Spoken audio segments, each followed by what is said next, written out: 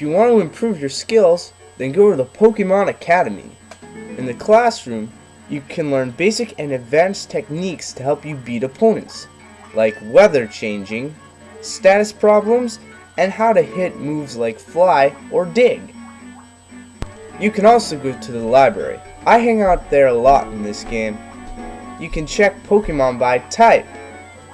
Select the Pokemon and you can learn what their stats are, what they evolve into, what games they've been in, and their weaknesses and strengths, and what cups they compete in.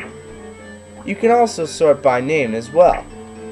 You can also check out moves by effect to see which ones can inflict status problems or stats change, and which ones have different effects to them. Let's go to Always Hit. As you can see, all of these moves will never miss, including my favorite, Vital Throw. You can also check out the type matchups to see what moves hurt what Pokemon in different ways. Once you think you got enough skill, you can go to the gym leader's castle and face the gym leaders. It should be pretty easy at the beginning when you go to Johto, because all you gotta do is know the type matchups they have and what their weaknesses are. But once you get to the Elite Four, that's where it gets tough. That's where you need skill and training to know how to beat them. Once you've defeated all 4 or 5 gym leaders, you get to go to the Kanto gym leader's castle. That's where it gets easy again, because then all you gotta know is the type matchups and what you can do to beat them. Once you pick the gym leader you want to face, that's when you can pick your Pokemon you want for the fight. You can pick from registered presets, rentals, or you can pick from ones you have on your actual games using the transfer pack. If you don't know for sure what type of Pokemon the gym leader has, it's best to pick a variety. She has mostly grass Pokemon, 1 water Pokemon, and 1 normal Pokemon. I'll pick Charizard to beat the grass, Electabuzz to beat Vaporeon, who's water, and Machoke to beat Chansey, who's normal. Once you think you're ready, you can compete for some trophies in the stadium. Pokecup is my favorite. It basically is from level 50 to level 55. No legendary Pokemon can compete in it. Little Cup only allows the first form of certain Pokemon to go in. And Prime Cup, that's where it gets tough, because there are no level restrictions and any Pokemon can compete, including legendary. If you want to see the rules, press R. Let's see the Pokecup rules. For all cups, you gotta enter with 6 Pokemon, but you have to choose 3 out of the 6 Pokemon to battle in a fight. Now the max for 3 Pokemon each have to total 155 for this cup. No Pokemon can hold the same items. Also, 2 Pokemon cannot be asleep or frozen. That means only one can have that certain status problem.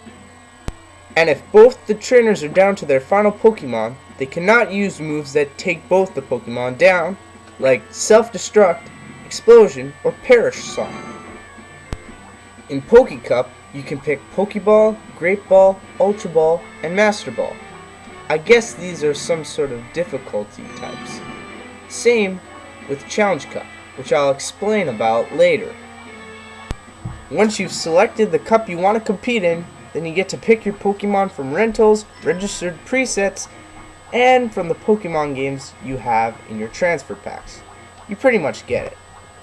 In order to win the cup, you're going to have to beat 8 battles against skilled trainers. Well, this guy isn't very skilled. He's got only bug Pokemon. Out of the 6 Pokemon you've picked, you must pick 3 of them that you think will beat the other guy's Pokemon. I picked Charizard, Jynx, and Graveler. If you win the battle without losing any Pokemon, you get a Continue. Continues allow you to get a second chance if you lose a battle. For every battle you have beaten, you get a badge. Collect all 8 badges and you win the trophy. Challenge Cup is different from other cups. For one thing, you don't get to choose your 6 Pokemon. You get 6 random Pokemon of different types, which is okay.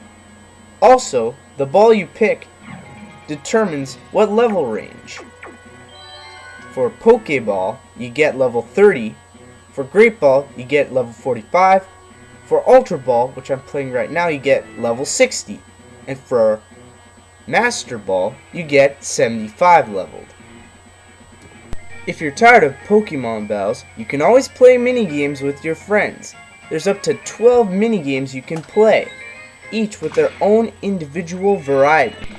Just like Mario Party, except you get to play with different Pokemon, which is pretty fun.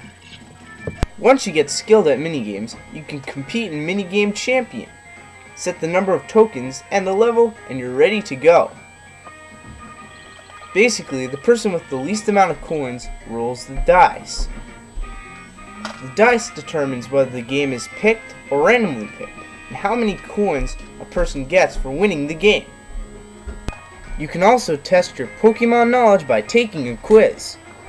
Now these quizzes are important, because every time there is a tiebreaker, they will ask you a Pokemon question. Whoever gets it right first wins the coins. Sorry fellas, I'm gonna have a part 3. In part 3, I'll show you what you can do with your transfer packs in Pokemon games. So, see you later, and look for me in the Mortal Kombat Blackout forums as Shotty's Man. And come check out Avatar of the Week.